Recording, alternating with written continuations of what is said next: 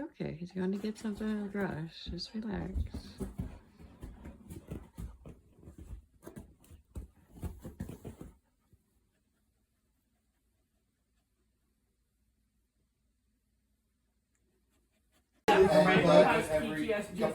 From basement. I'm looking at it, like, oh man, I'm YouTubing it. Like, I don't know a good herd mechanic in town. Found a dude named Whip.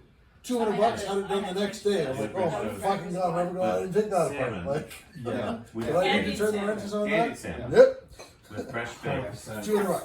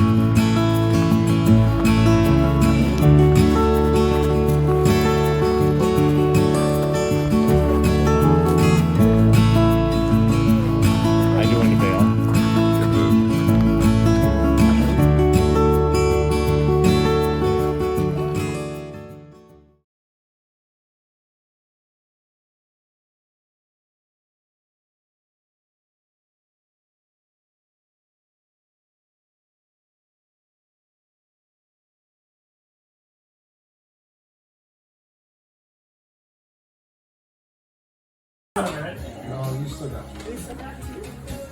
1 point. 1 point.